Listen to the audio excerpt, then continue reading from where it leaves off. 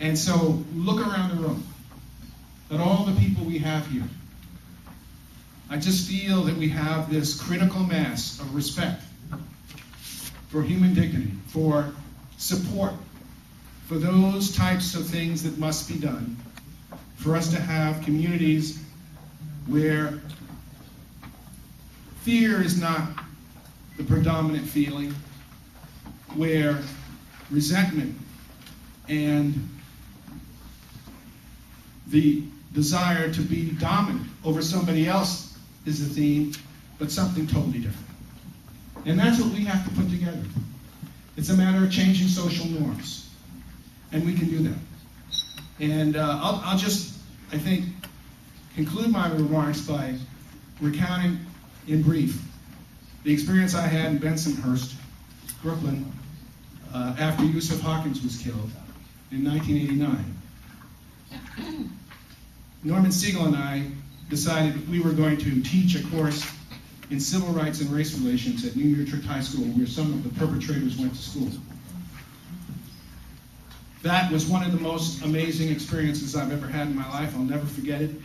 It was a continuing dialogue. Every Friday we went out there to meet with young people, to talk to them, to use the Socratic method, to analyze what is going on in our society where we have so much hate and violence.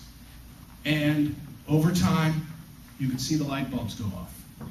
You could see people beginning to understand the absurdity, the self-defeating nature of that type of conduct, and the importance of overcoming that.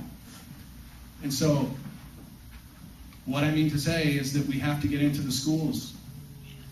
We have to talk to young people. We have to get everybody involved in this effort to lift our society up, to create a better civilization. Some people say we're civilized. I think we've made a lot of progress, but we're not there yet. So I'm just saying to you this evening, it means so much to me to have the opportunity to be here and to share these experiences, because I really do feel, I'm absolutely convinced that we can do this work. We're doing it now. We've done it in the past. People are waiting for us. Let's get started.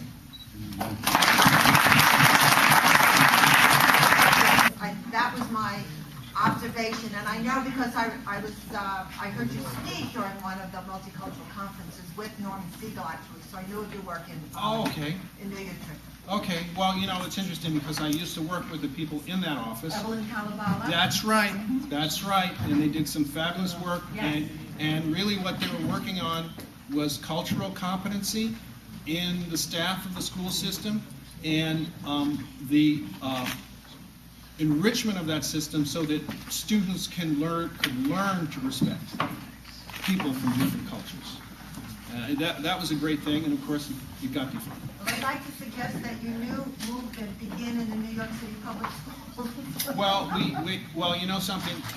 I feel really strongly about that.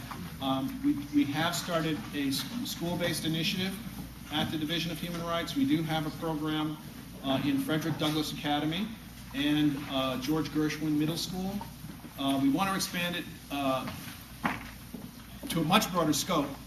You may have heard that the state of New York has some fiscal problems, and so we don't have all the troops that we would want to have. But I'll tell you, you can be really creative. You can enlist other people to do the work. And when I was at the Office of the New York State Attorney General, I actually coordinated our program there called Students Against Violence Initiative, and we would pull in partners to run that program too. So you're absolutely right about that. We need to renew those efforts.